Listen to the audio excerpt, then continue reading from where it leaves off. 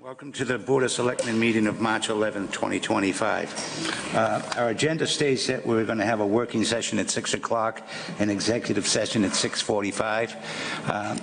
The board is going to reverse that. We're going to go into executive session now and come back and do the working session as soon as executive session is over. So can I have a motion to move into executive session? So moved. Second. Okay, I have a motion made by Mr. Kratman, second by Mr. Ryder. Roll call vote. Mr. Kratman, how do you vote? Aye. Mr. Mackey? Aye. Mr. Ryder? Aye. Chair votes aye as well. We're now in executive session.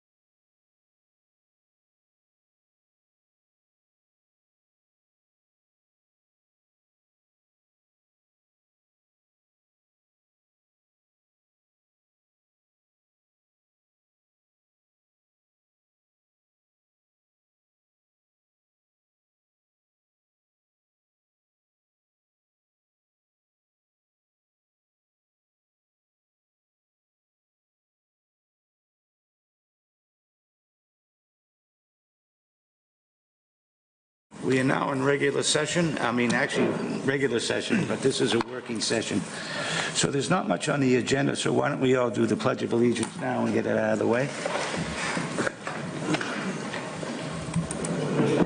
To the flag of the United States of America, and to the republic for which it stands, one nation, under God, indivisible, with liberty and justice for all. Thank you all. Okay, this is a working session, water infrastructure. Again, we were supposed to start this at 6, but we're starting at 6:15. Mr. Curran. Thank you, Mr. Chairman.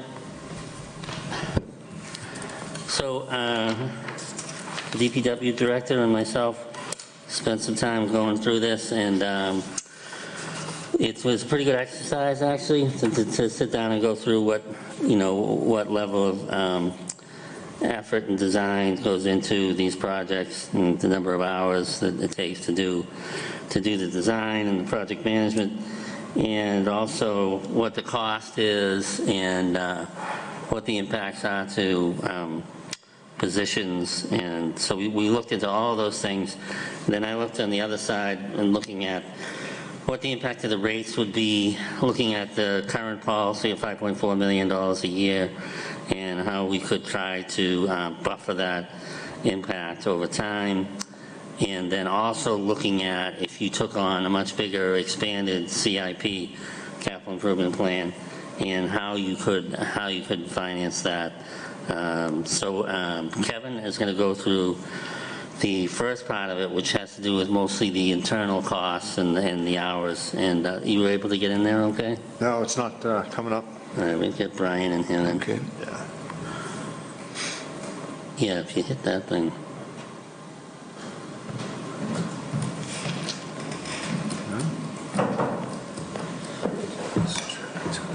Did something come up in the corner? No. It pops up in the corner. Okay, yeah, hold on. Let's get this in. Yeah, maybe later.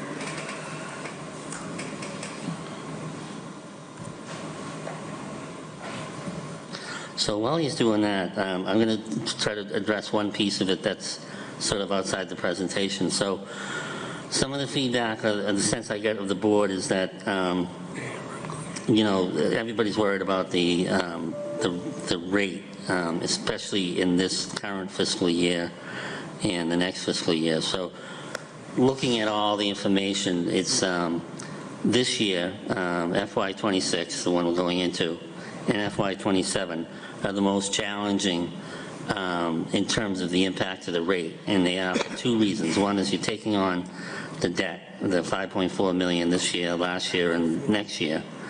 And you're not receiving any benefit from what you hopefully will be later when the subsidy from the sewer debt starts to roll over. What I'm looking at doing is I've put a request into the Board of Assessors to declare surplus so that we can buffer the rate for this year and next year. And that will at least get it out of the 11. You had an 11.5% rate this year, and I'm trying to get it down to 8% by using this the overlay surplus. One of the reasons that I'm looking at overlay surplus is that I know that there's money that is ready to be declared surplus in that account, but also it doesn't register as a reserve, so when you use it, you're not depleting your reserves, and it doesn't impact your rating. And where we will be borrowing money almost every year for the near future, I want to make sure we try to preserve the level of our reserves as much as possible. So that's what I'm doing there, but this is a response to the board's concern about the impact of the rate, so we're trying to bring that down a little bit, but not understanding that this is a one-time thing, and then that will be replaced by the debt service that's falling off from the sewer, which in FY27 or FY28, it's going to go down by $900,000. That's a significant jump or drop. And So we can roll that into water, and there will be no adverse impact on the tax rate. And that's the sort of design that we're doing. And then the other piece is that if the water project from the state goes well, and we expect to get revenue in the next fiscal year, that will help us in the following year. So in my mind, conservatively, I'm looking at two high rates in FY26 and 27 of 8 and 8.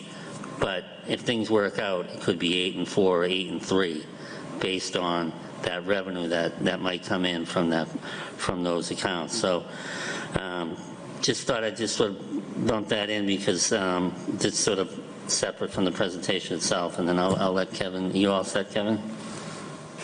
Was now. You sleeping? Yeah, it's. Oh.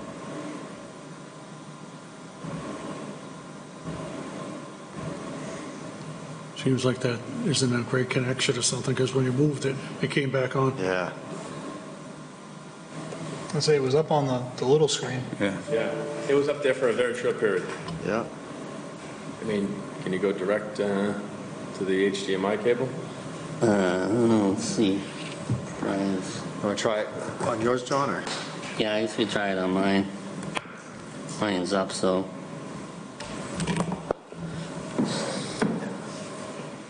Thanks. Ouch. You shocked me.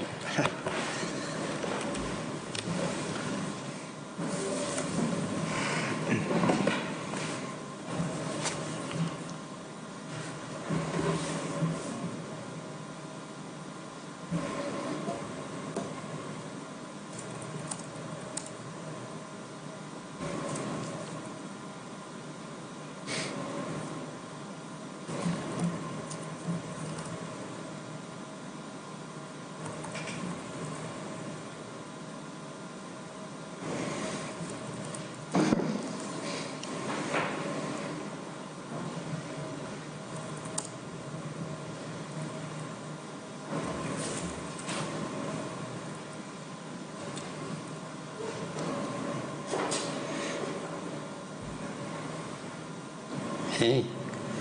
Cool. Okay.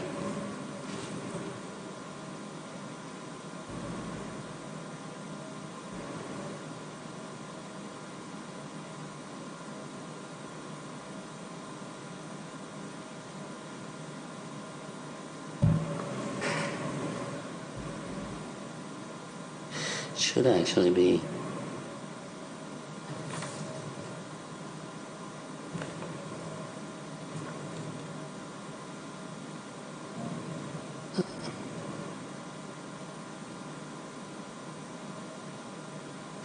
Shouldn't it be showing the different, It's going to show whatever's on your screen. It's going to show whatever's on your screen. yeah, but it shows the, yeah, oh, Yeah. I don't know how to switch it to the full screen.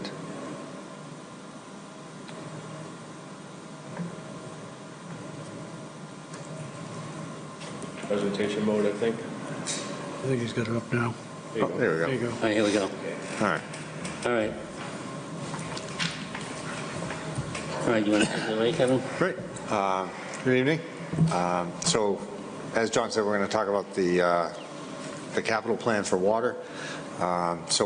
Here's the agenda. We're going to go through the staffing analysis that we did, talk about the design effort, the soft cost analysis, the consultant cost versus in-house design and project management, and then look at how that would impact the rates over the next 10 years or so.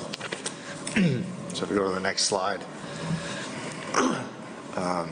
So one of the first things we looked at was an analysis on what the capacity is for an in-house staff person to work.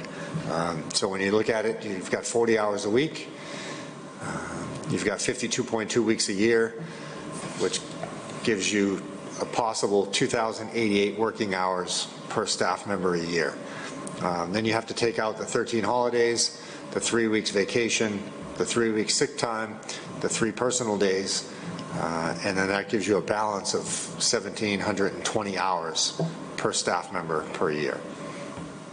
So the next thing we looked at was how does that relate to the construction season, which runs from April 1st to November 15th. There's a total of 165 work days in that period. There's 7 holidays, so that gives you 158 work days at 8 hours a day. That's 1,256 hours per year maximum. And then you look at the paid time off, prorated based on the number of work days during the construction season versus the off season. That equates to 166 hours of time off for a staff member. So during the construction season, there's an availability to work 1,098 hours per staff member. And then we looked at the analysis for the off season, which is similar. There's 96 weekdays, 6 holidays, total of 90 work days. So a maximum of 720 work hours. There's 98 hours roughly of paid time off. So you've got 622 hours of 622 workable hours per year in the off season. So when we look at the consultant services that were provided for 3 miles of water main, on average our projects take 787 hours for 3 hours of design for 3 miles of water main. And when you look at that compared to the available off-season hours, which is something we talked about doing, is design projects in the off-season, construct them during the summer months. The off-season hours, there's 622 hours in the off-season. So therefore, there's a deficit of 156 hours. So even if you brought on a design engineer to design the projects, it's going to take them more than the off-season to design and bid those projects. So you're not going to be able to utilize that design engineer for full-time construction oversight to offset the consultant services that we currently use. So now when you look at the construction management of the 3 miles, bringing that work in-house, our average oversight for 3 miles is 3,310 hours. So your construction season, there's 1,098 hours of available time. That means you need 3 in-house project managers to perform that construction oversight activities per season. So here's the overview of that. The design effort's 262 hours per mile, or 787 hours for 3 miles, which is what we've got programmed now. If you push that out and decide to increase the mileage to 7.7 miles per year, that's 2,020 hours of design time that you need to figure out, whether it's in-house or consultant services. And the same thing for construction oversight. You've got 1,103 hours per mile, 3,310 hours for the 3 miles that we have programmed now, and just under 8,500 hours when you do 7.7 miles. So with the current program of 3 miles per year, you're looking at 2.4 full-time equivalents to offset the consultant services that we outsource right now. And the increase to 7.7 miles means you're bringing in 6 additional people to handle those services in-house.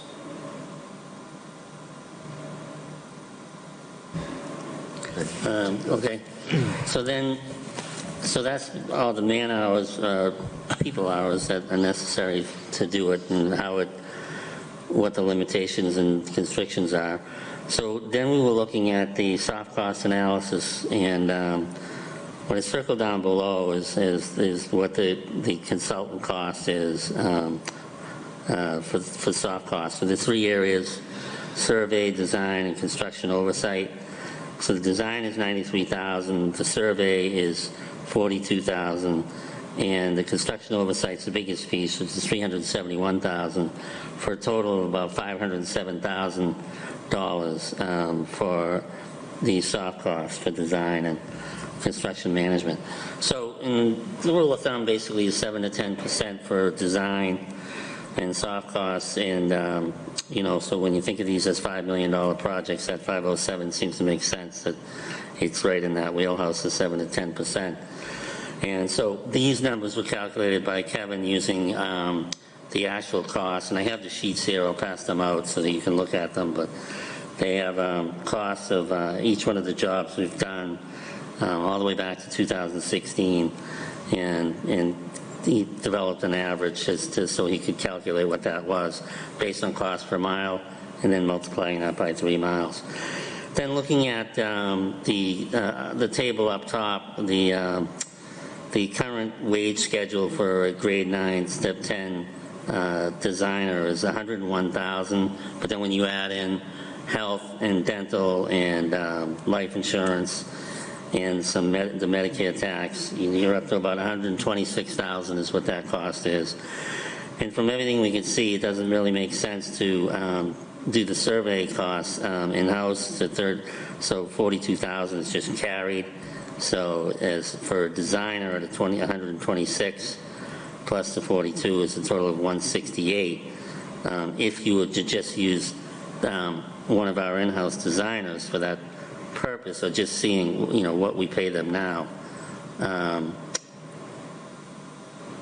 But we also have to look at what's the competitive rate in the marketplace.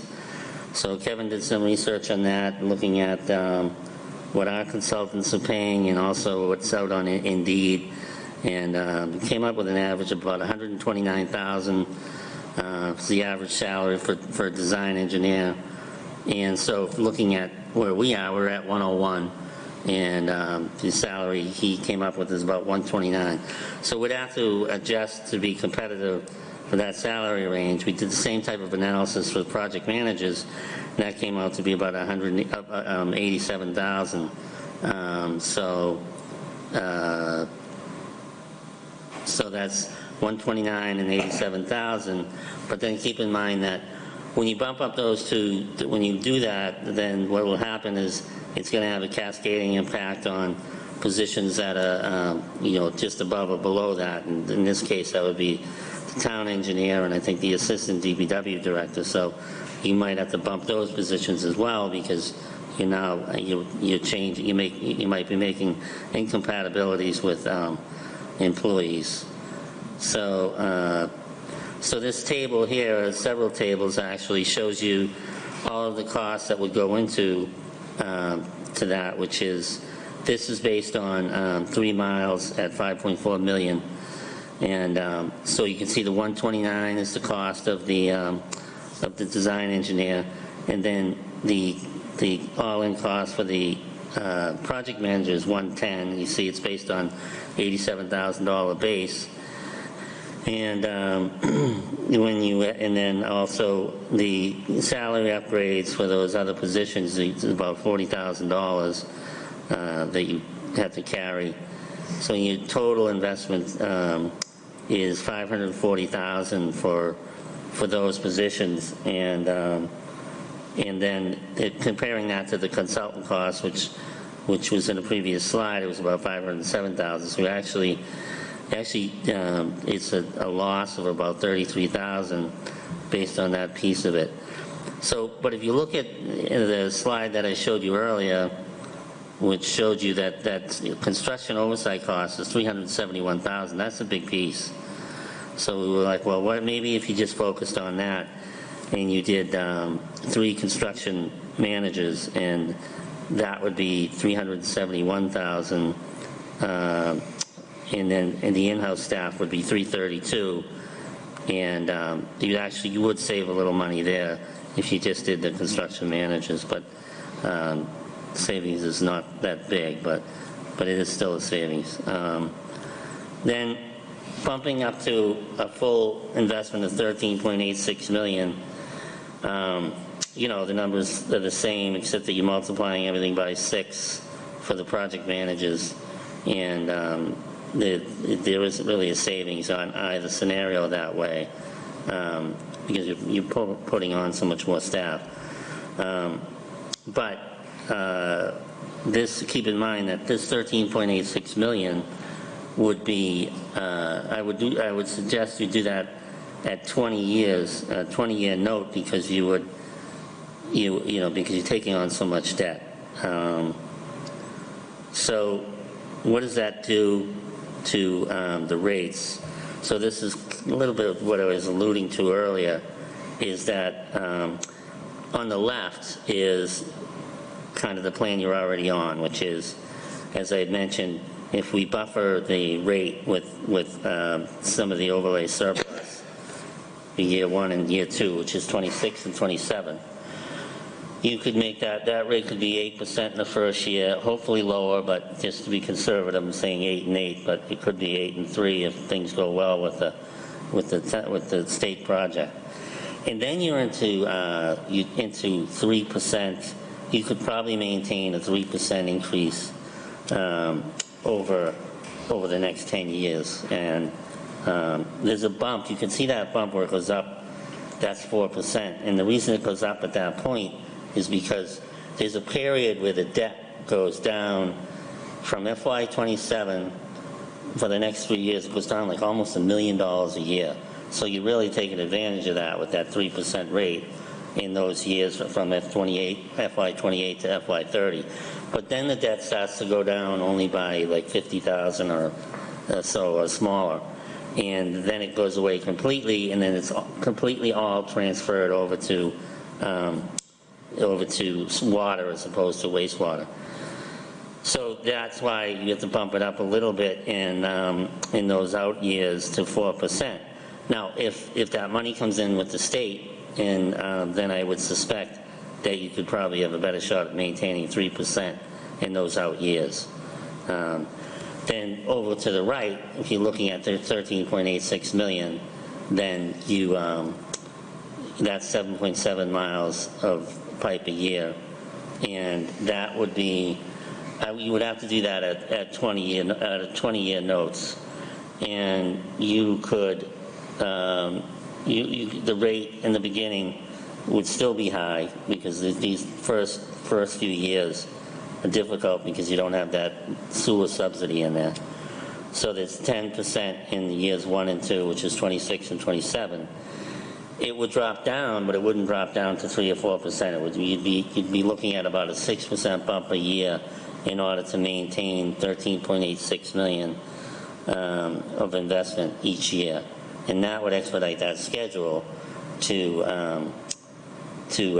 10 years to do all that work.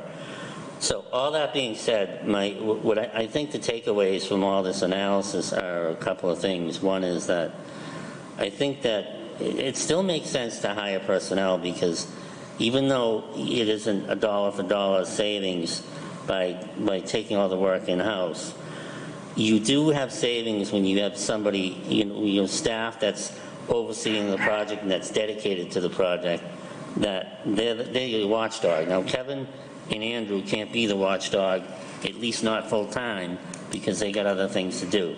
So it does make sense to hire staff to work on these, almost like a hybrid. So they're working on these projects, but they can't do it all. And so I still think you would have to bring in consultants to do the work, but I do think it makes sense, and I think you probably all agree that you're going to need staff as these projects start to ramp up. All that being said, the 13.86 million proposal, I think in order to look at something like that, I think you should wait a couple of years. I mean, I think you should, there's 5.4 million, I give you credit. I mean, that's aggressive, and you're doing it, you made the commitment, and trying to find a way to make the rates reasonable, and I think there's a window for that on the left side. There's a window to do that and make it reasonable for the people that live in town. But I do think that as the state comes online, and as the sewer debt starts to fall off, we should revisit this stuff and reassess and see if you can add more debt, say in 3 years, add more to the project schedule. And by then, you'll have a better idea of how you're managing that work and how much impact it's having on the community, because it isn't just the money, it's the level of disturbance in the community. But I do think that the short answer is that, I think there's a path to try to reduce, to buffer the impact for 2 years, for 26 and 27, and stay the course on what you're doing, and stay with the 10 million, the 10-year notes, and then maybe we look at doing something else in 3 to 4 years, if we think that, the town can handle it and that it won't impact the town's, operating budget, because, we still have to keep things rolling, and we know the next 3 years are going to be pivotal with a lot of things. So that's another reason to try to just, maybe figure out how we manage the policy you've just adopted, and then in the future make that change. But I think this is a good exercise. There's a lot of value, and it also shows the public that you're not just, shooting from the hip. There's got to be a plan in place. And when you're talking about big numbers, it's always best to spread them out over decades. They're much easier to digest if you're talking about tens of millions of dollars. And people have a hard time digesting them, these huge numbers. But when you spread it out over time and look at the impact over time, 3% is kind of what you see in most communities. So the reality is you can pull it off, and you can do it, and it is manageable, and you continue to invest in the infrastructure. And the thing about, this is my last point, is that the sewer debt coming off and keeping it and using that general fund subsidy to subsidize the water debt is, I think, a great strategy, because it preserves that investment in infrastructure. Because if you just let that sewer debt expire, that levy would be chewed up by something else.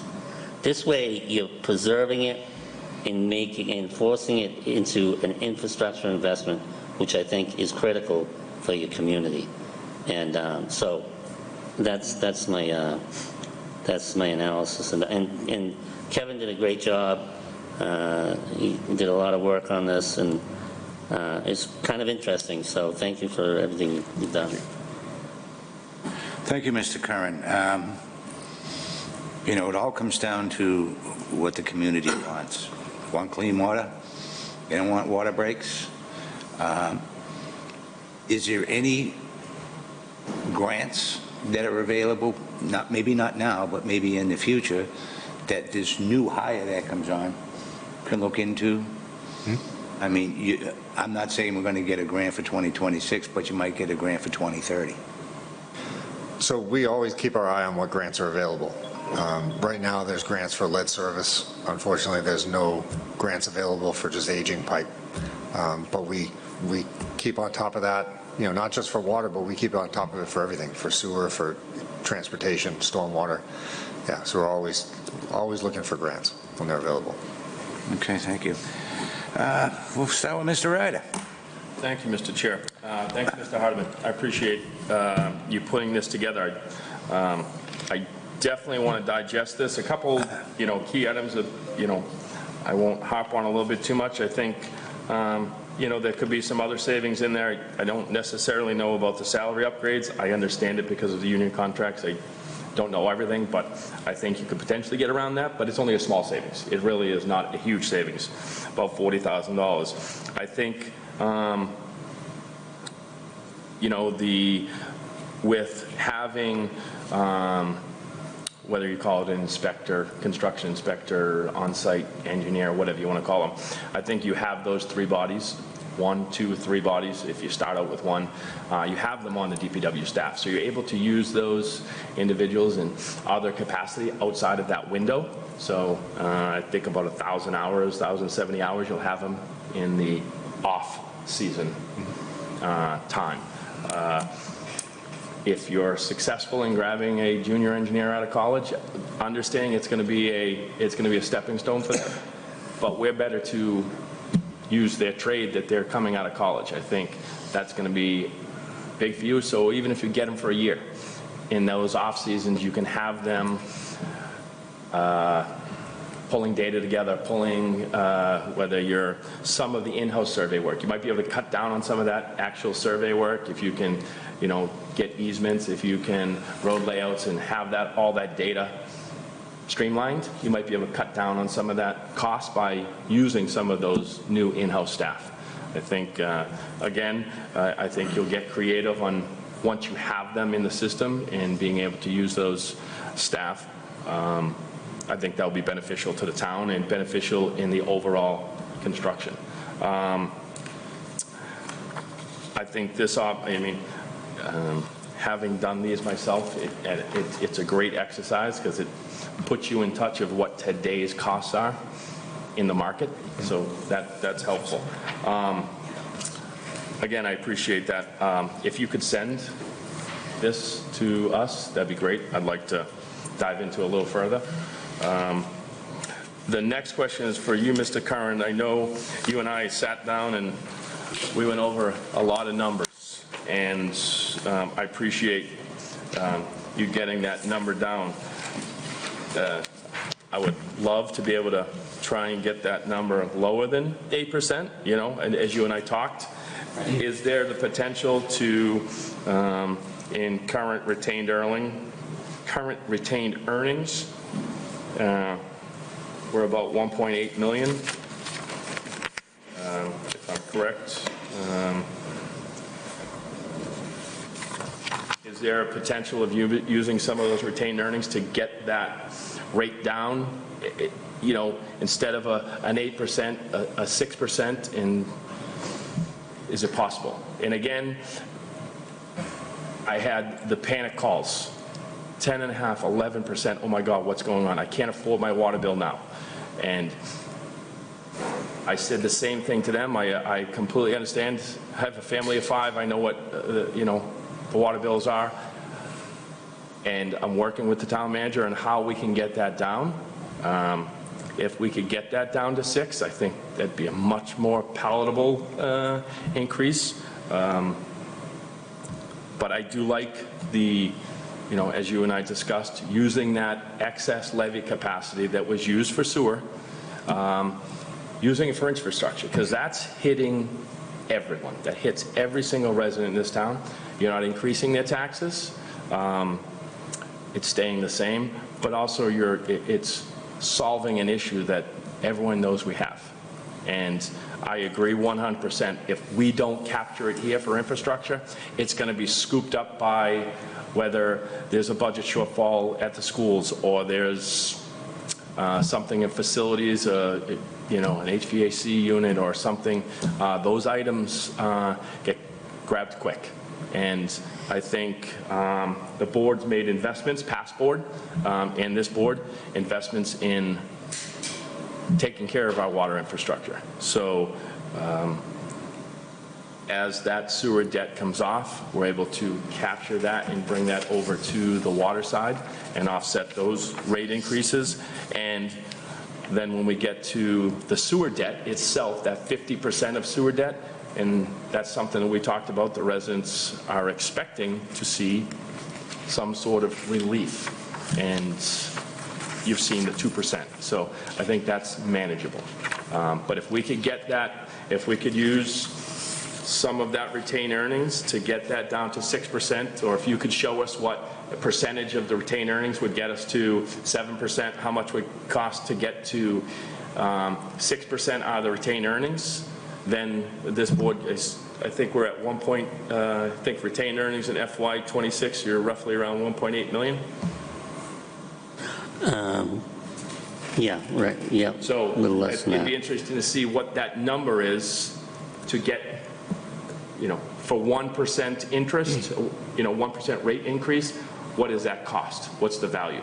So if we could look at that to say, use a number, if it's $500,000, can we get down, to that 6%?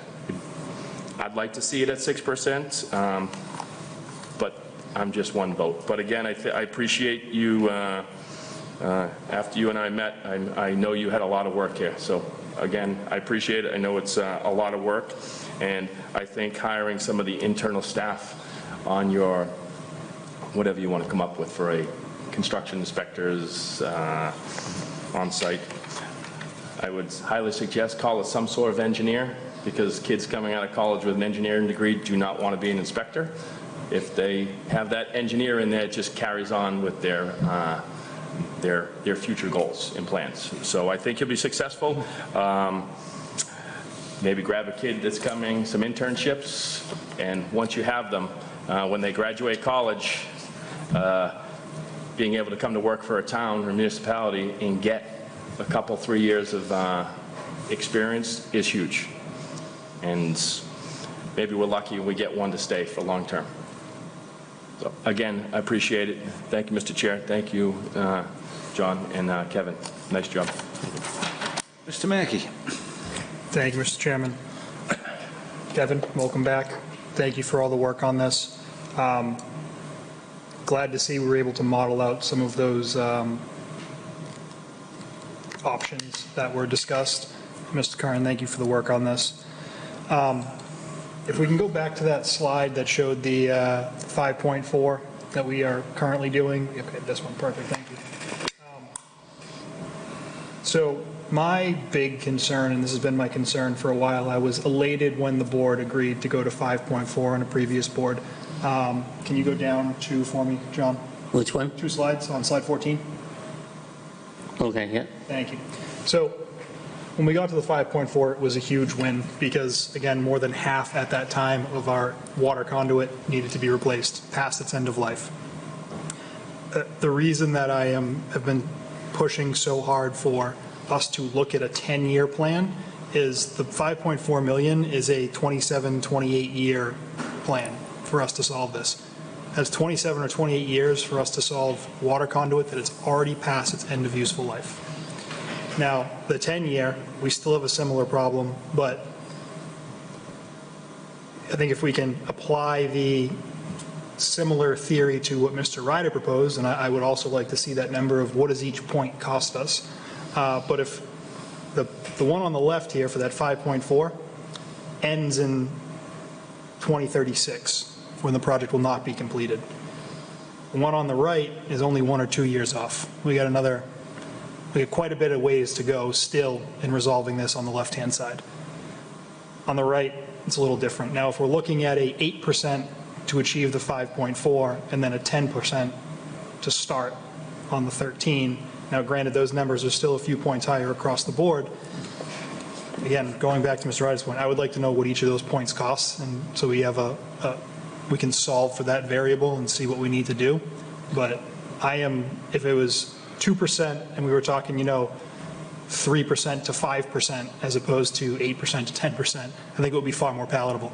That's not the case. But I would love to see us get to a solution that is closer to the 10-year mark, just because, again, we're already past the end of life.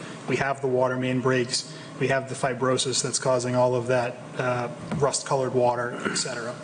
And again, this is me getting on my soapbox, which I don't usually do, and I do appreciate the work, Kevin. I know we've put in a lot of hours. John, I know you've been getting caught up on this, so I do appreciate it. But my ask is, how do we get closer to that 10-year plan? That's what I believe we need to get to. And I'll reiterate a comment I made previously. I don't want to be having my kids deal with the same issue in the future. That's why I run into it. So if we're talking 30 years, to me, that's not acceptable. Plus, it doesn't equate for whatever additional water conduit is going to enter its end of life in that period. So if we're scoping the problem to the current just under half of our system that needs to be replaced now, what is that going to look like if you add 30 years to it? How much more are we going to have to do before we get into a regular maintenance? With the 10-year plan, well more expensive, and we do need to continue to find ways to think outside the box to bring those numbers down. How do we solve for that? Getting the state hospital on was huge. I think the conservative number is like roughly $500,000 in revenue. I think it's gone up a little bit. What other ways can we look at generating additional revenue for the water system to help offset these costs. On the in-house engineers, I do agree, Mr. Curran. I think there are some efficiencies to be gained by bringing people in-house, just to have that extra set of eyes. Well, we need to rely on consultants, not just for this, for a lot of things in everyday life, both public and private sector. When you can have a few additional sets of eyes, as a consultant, I can tell you that is going to bring your costs down. Again, I'm on the cybersecurity side, but I think it's pretty similar when you're looking at those, because there's always going to be costs that get added, things that, you overbuild for a solution that maybe you don't need, et cetera. So I would definitely be in favor of bringing one or two of those in-house to help combat that. At the end of the day, I'm glad we're continuing the conversation. I want to make sure we're continuing to have this conversation. And when I gave my presentation about 8 months ago, my big thing was pushing for, one of my 4 items that I want to push for was a very transparent process that we can market to the residents to make sure that everyone's aware of what's going on. It is going to cost money. There is no way we solve this problem without funding it. It is not going to be a fun ordeal. I'm sure we all get calls about large water rate increases, tax increases. It's unfortunate that we have half of our water system we have to replace. Unfortunately, that's the situation we're in.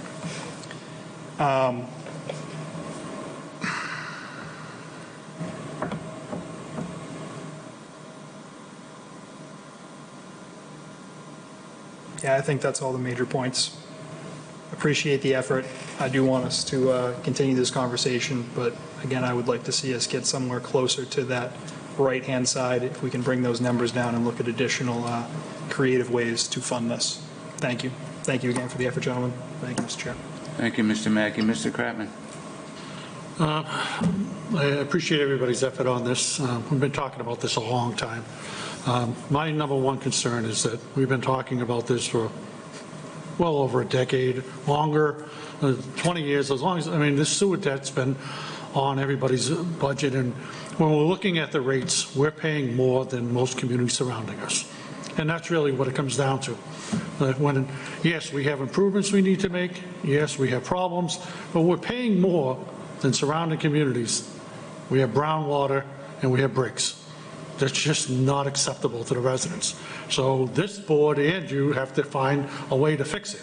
I've argued in the past about doing more water lines, and a couple of years ago I was told we can't do more than 2 miles as we were going with the people in-house. We just we're unable to do it, can't get the contractors, can't get the things, it's difficult. Now we're doing 3 miles. That's great. I love that. We're spending the money to do it. I don't know, would it even be feasible? Could you handle, if we were able to give you, would you be able to do the 13.8 if the money came available?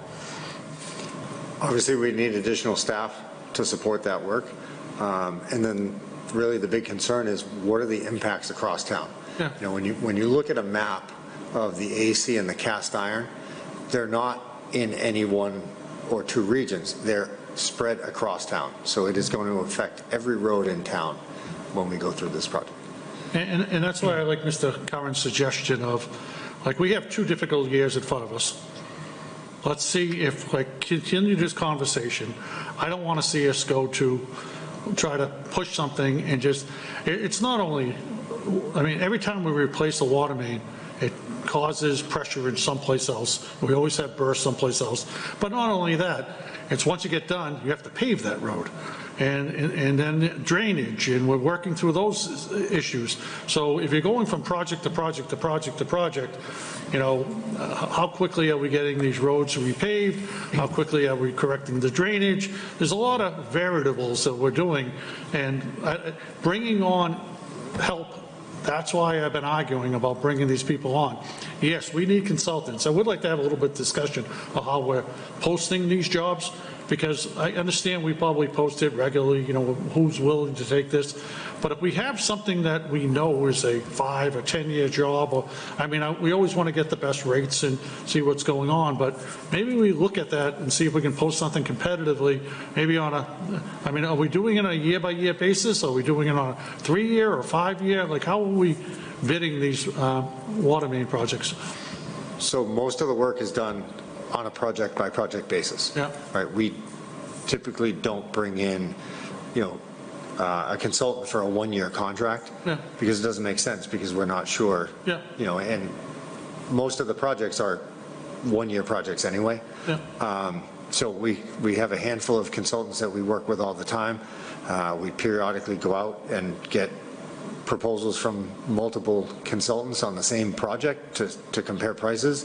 But typically, we source them to the consultants that have performed and are giving us the best rates. So we're rating them after each project, and we're doing those sort of things? Okay. As long as we're, like I said, we're getting the best buck that we can get out there. I'm sure if we're bidding it, we get, you know, but you need the expertise. So I rely on your, you know, who you believe is the best. So I'll deal with that. Like I said, hiring in-house, you're not starting scratch every year. So if somebody's, I mean, we've been talking about putting these monitors in to find out where the leaks are out there. And if you have some people in-house looking at that, where the possibility of a break is, I mean, that's the whole thing is, you know, a lot of times we have breaks and we're trying to figure out where it is.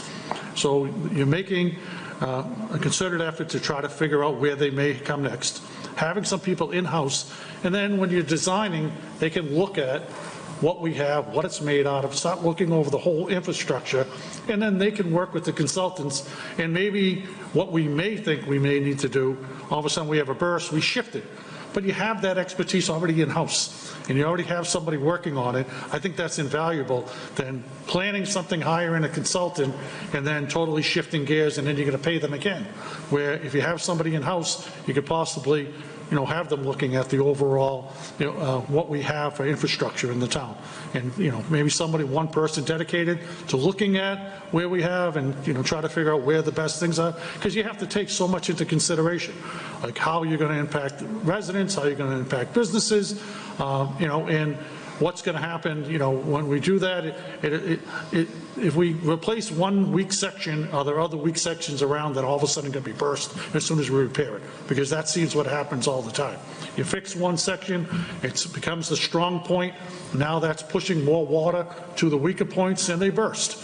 And that's what we find out. And having somebody to work on that would be, like I said, invaluable.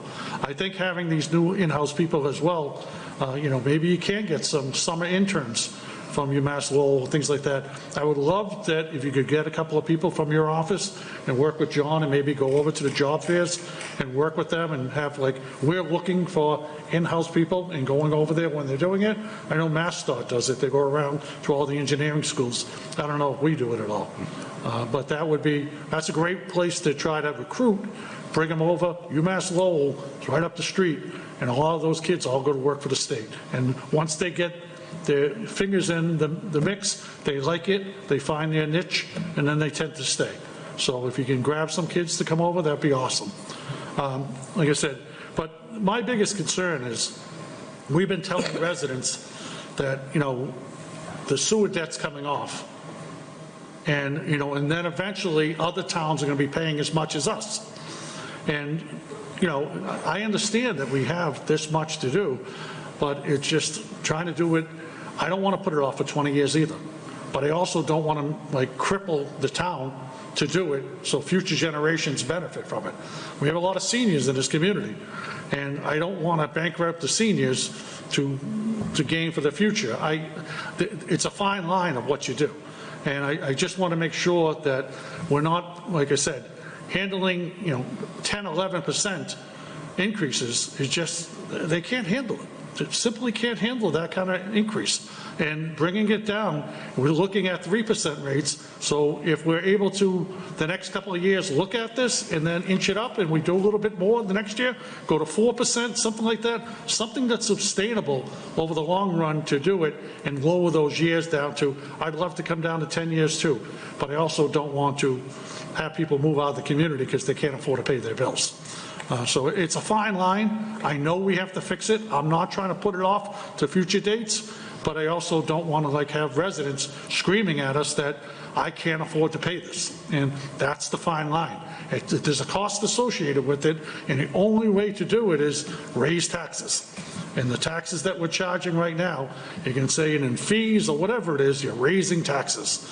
And that's what it comes down to. And we're paying a lot more than a lot of other communities and continue to growing in that direction. It's going to be hard to people in this community to swallow. So we have to find a way to try to work around that. I know it's not an easy answer, but that's our job, is to try to figure it out. So that's all I have, Mr. Chairman. Thank you, Mr. Kratman. I just have, Kevin, thank you for your presentation. I thought it was very good. And your hard work, Mr. Curran. But we had this conversation earlier, Mr. Curran, and I think you were in the room, and Mr. Mackey was in the room at the same time, about commercial versus residential rates. As Mr. Ryder said that he'd like to get it down to 6%. We were at 11%. What percentage of, can we raise commercial to like 9% and lower the residential to the 5% or to the 6% where you want to get at? So if you can look into that, because I don't know I can do that. what the commercial end consists of financially on income level. Yes, I'll look into that and see if you can actually charge different rates. Yeah, I think this, like I said earlier, I think the city of Somerville charges two rates. One's commercial, and they're not far off. If it's, I think they were $9.52, and the commercial was like $9.86. It wasn't too far off, but that's a big city. I don't know how it would affect a small town like Tewksbury. Right. So with that being said, I'm all done, and I want to thank you both for all your effort and your presentation. Mr. Chair, could I make one other comment on your recommendation? That's a great suggestion to looking at the commercial rate, but I'd like to also see what the commercial rates are of the surrounding areas, because if they're charging a higher rate, a commercial rate around us, maybe that's something that I'd like to know what the surrounding communities are. I wouldn't want to raise something and then chase the business out, Well, and then to do that. So just, I'd like to see, how that would impact. And not that, I agree, that's a great idea. I'd like to see what the numbers are prior to doing it, and just see what the surrounding communities are doing as well. Mr. Chair, if I may, just to follow up on that, in essence, we do, because we have tiered rates. So the commercial rate is, they're actually paying higher because they're going into that higher tier quicker. It's volume. So we actually, we have tiered rates, so the commercial industrial user that's using a lot of water is already paying more. It's on the same rate scale, but they're just in a different tier. So I agree with Mr. Kratman, it's a great look at, but on one side, we want to bring in business. I just don't want to get to that point that says, hey, well, there was a business and it was here or Lowell or Wilmington or Borica, and they said, well, they don't have a commercial rate, and so we want to look at all of those things. That's right.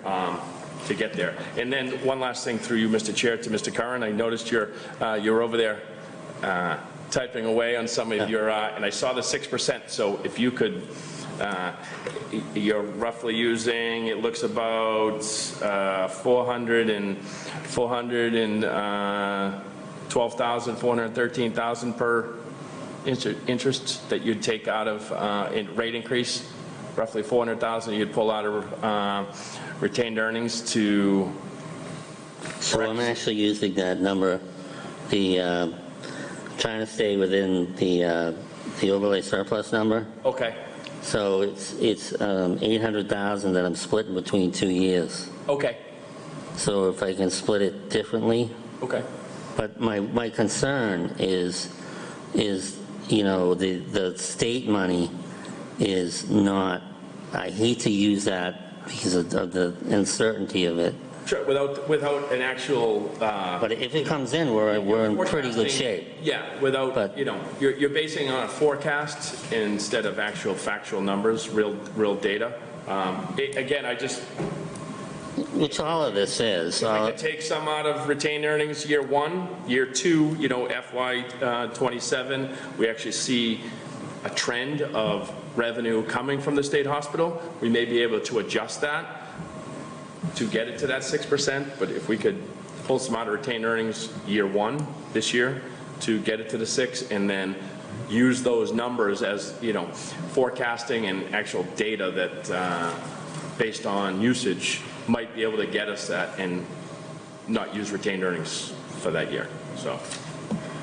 Final alibi as well, Mr. Chairman.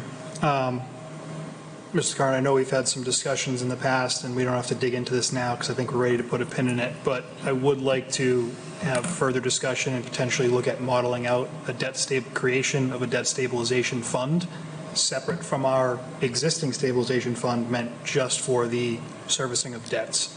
So if we can kind of put something in around that, gives us another lever to pull to kind of help service that debt without putting it directly on the levy or on the water rates. So I know there's a lot that goes into that, but that is something I would like to continue to explore. And if we Okay. can kind of model that out, I think that would be very helpful. Again, we don't have to open that can of worms right now, but I wanted to put it on the radar for this body. One last question, Mr. Chair, to you, Mr. Carn. When do we need to make that decision rates? So I'd like to make it before, probably at the next meeting, I'd like to make the decision on the rate. That's why I just asked that, so if we could get those numbers. Yeah, because we have to, it's like you got to put pencils down. But at some point, we have to make a decision as a board, so if we can And get so the that- numbers for next meeting, then we can make the decision to set Yeah. the rate for this fiscal year, so. Because that's why it's critical to make, so whatever that number is that we commit to using from, you know, any type of reserve, you know, once we commit, we're locked in, so we have to figure out what that is. Exactly. And I need the support of the board to do that. Yeah, no, and again, I think that's just looking for the drop dead date when we, a Yeah, I board, have to appreciate make a that. decision. Because I think- ultimately, I think we're almost there. I think we can get there between now and the next meeting. excellent. No, One last thing, Mr. Chairman. I know a lot of times what we do, we have retained earnings and we get the fall meeting and everybody has their wish list of what we may do. We may want to talk to department heads to see what we have coming up in the fall as well. Is there something, well, we're trying to get, it seems like we have 2 years in front of us of high rates. And, you know, I know we need trucks, I know we need certain things of what we need, and I know it sometimes takes a year to get a vehicle, or things like that, but I'd like to see, like, you know, is there something that we have a wish list that if we're going down to 3% in a year or two, is there something that could be, can a vehicle make it another year? Can somebody else do something like that where maybe we can have a savings of, I know we always need ambulances, I know we need other things, and we get reimbursement from the state on some of them, which is great, but let's take a look at those numbers, if you know from the departments what their already wish list is, and then look at the real need of what it is, and if there's something that, until we get a lower number, to try to use these numbers for the water rates as possible and get it done, so, thank you. I'm just going to reiterate what Mr. Kratman said, but he's saying a wish list. There's a need list, a want list, and a wish list. Eliminate the wish list. Keep half the need list and get the want list. You know, because we are coming up on a couple of slow years. So I really want to eliminate the wish list. There is no wish list. It's either need or half a want. Yeah, that's all I have. So thank you, Mr. Hardeman, for your presentation and your work on this. Thank you, everyone. Nice job. Okay. Thank you. Thanks, Joe. All right, next on the agenda is schedule item, which we have none. And now, residents, any residents here to speak? Seeing nobody running up to the microphone, we'll move on to new business. Approval of the bond sale. So Mr. speaking Curran. of the bond sale, hold on. Usually there is a very specific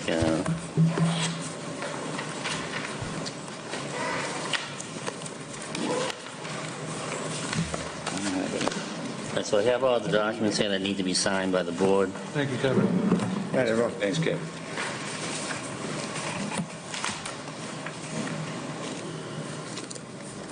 So the bond sale is for $12.810 million, general obligation municipal purpose loan of 2025 bonds. We actually did pretty good. We got a rate of 2.53% after the premium, which is pretty good. That's good. So I think my recollection is you probably need to read this and then vote it, and it needs to be a roll call vote. So who wants the pleasure of reading the? I'll do it. All right. We'll get a chairman for. The chair. One second.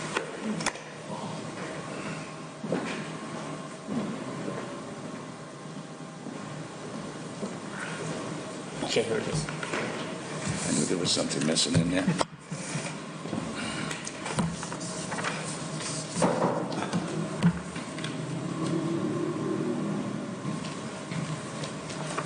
So you need to read. You need to read the whole thing, Yeah, you've done this before. except for this. Yeah, you need to read that. Okay. These are the bidders. Who got the bid? Jamie Montgomery. So these guys are out. Everybody else is out. Yeah. Okay. Okay. I think I don't have to read it. Town clerk's 4 pages. Okay, here we go. Town of Tewksbury, Massachusetts. It's a certificate relating to certain minutes of the meeting of the Select Board. We, the undersigned members of the Select Board of the Town of Tewksbury, Massachusetts, hereby certify the following was true copy and excerpts from the minutes of the regular meeting of the Board duly called, held on March 11th, 2025 at 7 p.m. By reference to meetings pursuant and due proper notice, date and time and place and the purpose of the meeting given each Select Board member. The meeting was attended by Mr. Ryder, Mr. Holland, Mr. Mackey, Mr. Kratman, the town manager, Mr. Curran. The meeting considered the $12,810,000 general obligation municipal purpose loan of 2025 bonds to be issued to the town. The town treasurer reminded the meeting that it has been decided the bond should be advertised for sale by circularizing and leading to investment bankers and banks situated in New England, New York, and other financial centers. That it has been decided that the bond should be sold to Janney Montgomery Scott, LLC. She reported that she has also advertised the bonds for sale by distributing a preliminary official statement and notice of the sale dated February 25th, 2025, and a final official statement dated March 4th, 2025. Prepared all in accordance with the SEC Rule Number 15C2-12. The following were all the bids received for the purchase of said bonds, each bid including interest and accrued to the date of the delivery, namely Janney Montgomery Scott LLC, $14,310,000. True interest cost $2.537291. Carrier Capital Markets, $14,310,000, 2.5388375. True interest. UMB Bank, N.A., $14,310,000, 2.546175. True interest cost. Huntington Securities, $14,310,000, with a true interest cost of 2.49631. Raymond James and Associates, $14,310,000 with a true interest cost of 2.551551. Robert Beard and Company Incorporated, $14,310,000. True interest cost 2.553,941. Brownstone Investment Group, $14,310,000. True interest cost 2.554339. FHN Financial Capital Markets, $14,310,000. True interest cost 2.558089. Stone X Financial Incorporated, $14,310,000. 2.558532. The other bidder is Mesro Financial Incorporated, $14,310,000 for the par amount, 2.559123 true interest cost. SWBC Investment Services, LLC, $14,310,000 for the par amount, 2.563284 is the true interest cost.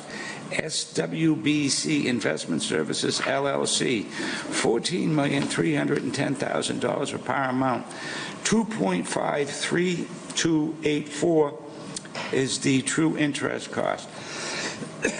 To Baker Group, $14,310,000 par amount, 2.570351 is the true interest. Hilltop Securities, $14,310,000 the par amount, and true interest cost is 2.573789. Piper Sandler and Company, par amount is $14,310,000. 2.580164 is the true interest cost. Loop Capital Markets, LLC, $14,310,000 is the par amount. 2.584590 is the true interest cost. Roosevelt and Cross Incorporated, $14,310,000 for the par amount, and 2.590178 is the true interest cost. Bancroft Capital, LLC, $14,310,000 is the par amount, 2.597086 is the true interest cost. TD Securities, $14,310,000 is the par amount, 2.605116 is the true interest cost. And last but not least, Adams Securities, $14,310,000 for the par amount, 2.661431 is the true interest. Thereupon, after full discussion upon the motion duly made and seconded, it was voted that under and pursuant to Chapter 44, Section 7(1), 8(5), and 8(6), Chapter 44B, and Chapter 70B of the general laws and any other enabling authority, there is hereby authorized an issuance of sale of $12,810,000 general obligation municipal loan of 2025 bonds of the town for the purpose of current refunding the town's $3,577,818 general obligation bond. Anticipation notes dated September 30th, 2024 were issued to finance the cost of designing, constructing the original equipping a new elementary school and athletic field complex located at 135 Pleasant Street in the town. The elementary school project. 2, the financing new money costs of the elementary school project. 3, the financing costs of installing and replacing water lines in the town. Number 4, financing the cost in purchasing and installing water meters and water meter components in the town. 5, financing the cost of rehabilitation of the Ella Fleming Schoolhouse, all of which the projects were on Exhibit B, attached thereto, and made part thereof. Number 6, paying the underwriter's discount. Number 7, paying the accrued interest, if any. Number 8, financing the cost of the issuance of the bonds. Excuse me. That all action taken by the town treasurer in advertising the public sale for bonds of the town authorized under Chapter 44, Section 7, 71, 85, and 86, Chapter 44B, and Chapter 70B of Massachusetts General Laws, as amended, supplemented, and by votes of the town duly adopted, as further described in Exhibit B, described hereunto, which, by reference thereto, and hereby incorporated and made part of the minutes of this meeting, and the vote and the connection preparing the distribution of the preliminary official statement dated February 25th, 2025, and the final official statement dated March 4th, 2025, be hereby is ratified, confirmed, and approved and adopted. That all bonds shall be dated March 20th, 2025, and shall be payable on March 15th in each of the years in the amount as follows: $1,285,000 in 2026, $1,285,000 in 2027, $1,280,000 in 2028, $1,280,000 in 2029, $1,280,000 in 2030, $1,285,000 in 2031, $1,280,000 in 2032, $1,280,000 in 2033, $1,280,000 in 2034, and $1,275,000 in 235. That all bonds are subject to the denomination of 5,000 of integral multiples thereof, and subject to the provision of this vote. Bonds shall be in such a form as the treasurer and the majority of the select board shall determine and approve by their execution of the bonds. The bond shall not be subject to redemption prior to maturity. That the bonds shall be originally issued by means of book entry system, evidencing ownership and transfer of the bonds for the record of the depository trust company and its participant, unless otherwise issuance of a fully registered note certified is requested by the winning bidder and approved by the town. And in the event of failure of termination of the book of entry, U.S. Bank Trust Company, National Association, Boston, Massachusetts, shall issue replacement bonds in the form of fully registered certificates that shall act as bond registrar, transfer agent, and paying agent thereof. Therefore, that the bonds maturing in each year respective shall bear interest payable on March 15th and September 15th in each year commencing September 15th, 2025, at the respective rates per annum as follows. Year 2026, principal amount $1,285,000, interest rate 5%. 2027, $1,285,000, interest rate 5%. 2028, principal amount $1,280,000, interest rate 5%. 2029, $1,280,000, interest rate 5%. 2030, principal amount $1,280,000, interest rate 5%. 2031, $1,285,000, interest rate is 5%. 2032, $1,280,000, interest rate 5%. 2033, $1,280,000, interest rate 5%. 2034, $1,280,000, interest rate 5%. 2035, $1,275,000, interest rate of 5%. that the bid of James Montgomery Scott to purchase the bonds at the price of $14,386,659.54, resulting in a true interest cost rate of 2.537139%. Being the best bid received for the bonds bearing the interest at the lowest true interest cost is hereby accepted by the town treasurer and hereby authorized to deliver the bonds to aforesaid purchaser or against the payment thereof.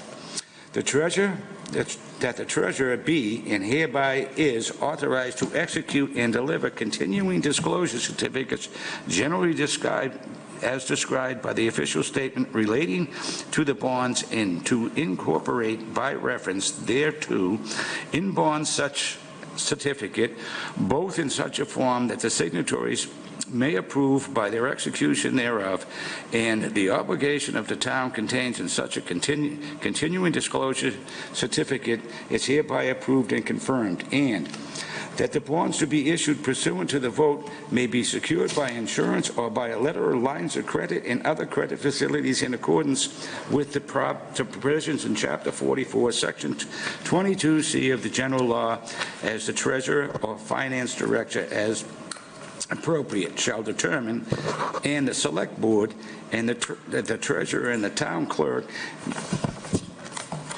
be and hereby are,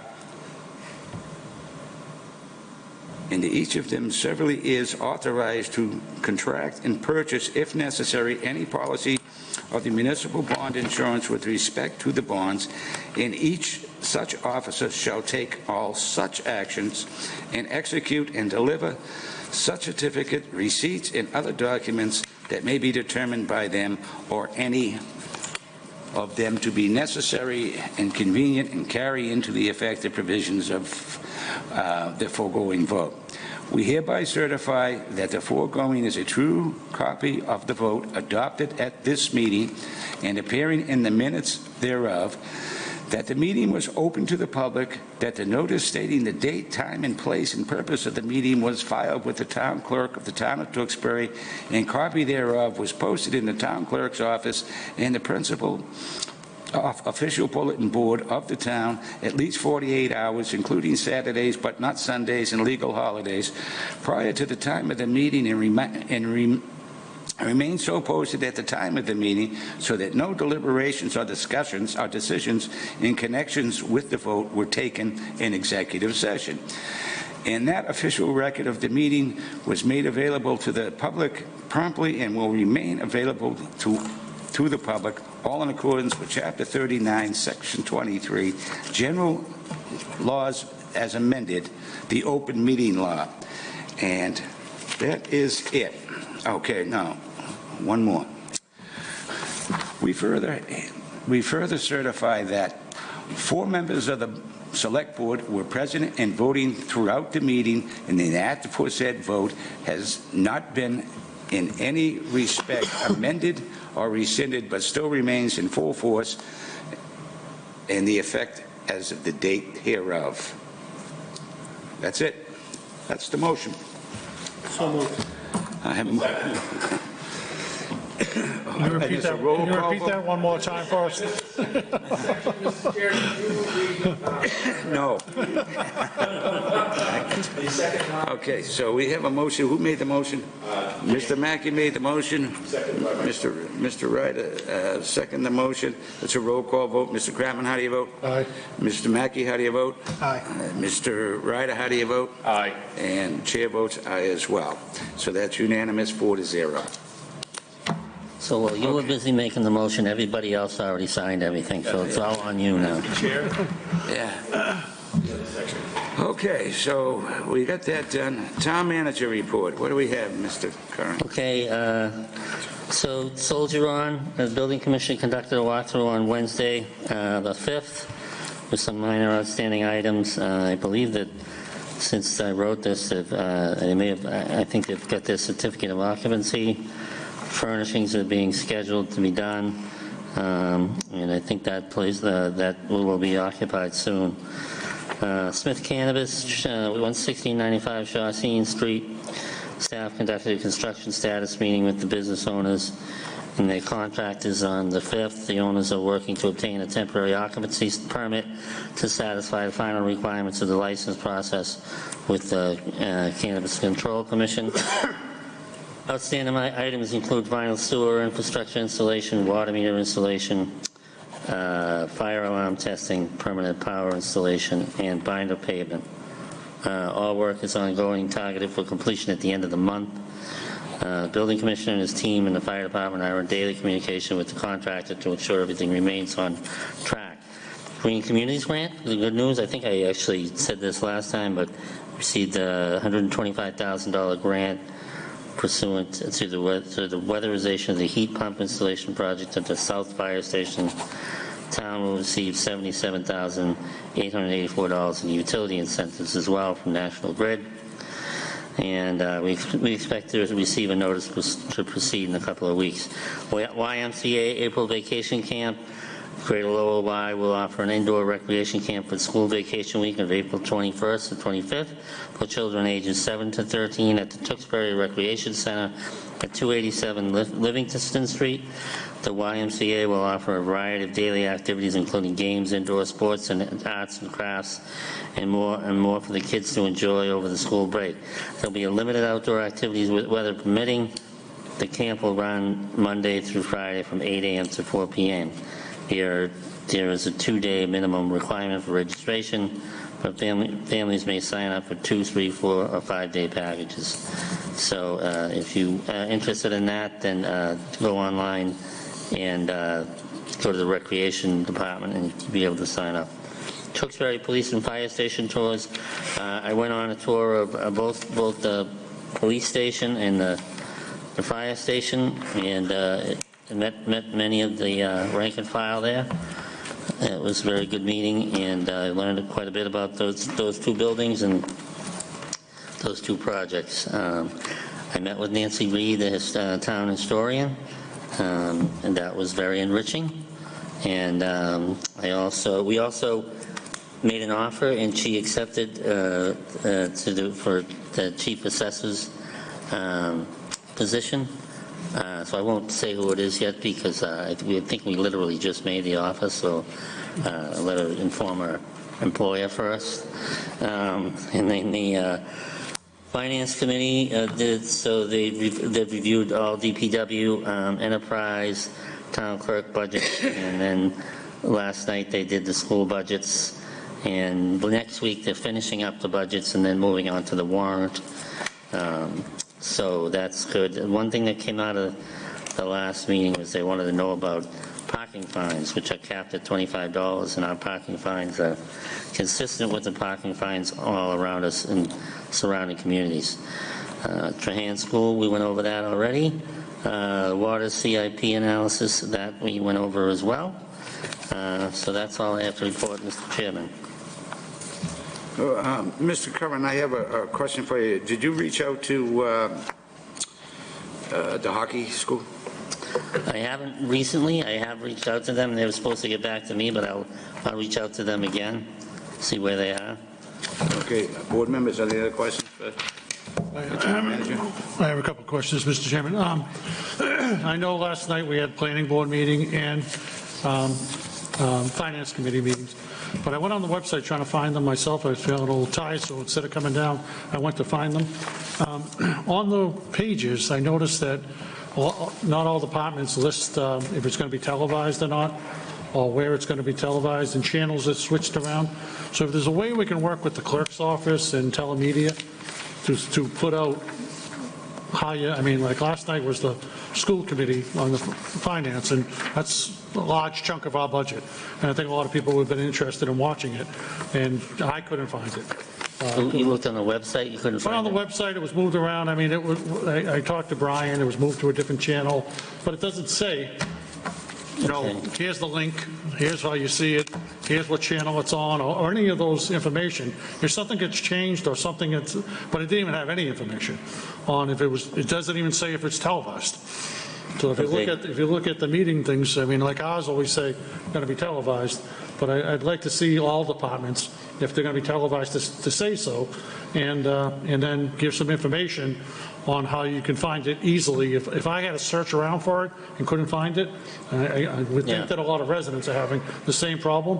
And so either add a link to it, so you could either bring it to it, or put the channel it's on, or say it's being recorded because we have too many things going on, and you can watch it at another time. You know, but I'd like to see if we could work with the clerk's office and telemedia and the departments to make sure that people know how to find the things. Okay. Okay. Mr. Chair, just, Mr. Curran just touched on the Trahan School RFP. I don't know if this is a good opportunity for you to bring up what we just discussed. Oh, yeah, we have to, We just discussed in executive session, so I'll leave that to you. Okay, in the executive discussion, we had a discussion on, actually, we made motions to authorize Mr. Curran to engage in negotiations with SGA Choice. I don't think we need another motion because we've already approved it. I just wanted to bring that up. Thank you, Mr. Chair. All right, next up is Mr. Ryder. Yes. Oh, at Town Council, we don't have an invoice. No. Okay, so now it is Mr. Ryder. Mr. Chair, make a motion to approve the minutes of January 28, 2025. Have a motion. I have a second by Mr. Mackey. All those in favor, signify by saying aye. Aye. Chair votes aye as well. That's unanimous. Board member reports. We'll start with Mr. Kratman.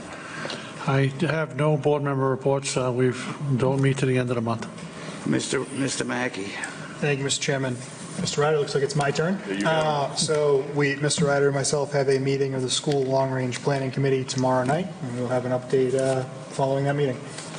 Okay. Additionally, I would like to thank all the residents that took advantage of the outreach from the town to help identify those purple streetlights. I know we've been working on that for a few months now. We got Route 38 resolved, now working on the side streets, so I appreciate all the effort from residents to help get that resolved. Thank you. Mr. Ryder. None at this moment, Mr. Chair. Okay, and the chair only has one thing, that there'll be a meeting of the CPA on March 20th at 6 o'clock in the small meeting room. And that's all I have. So, Make a motion, Mr. Chair, to adjourn. motion made by Mr. Mackey, Mr. Ryder, second by Mr. Mackey. All those in favor, signify by saying aye. Aye. And chair votes aye as well. That's unanimous, 4-0. Thank you and good night, Tewksbury.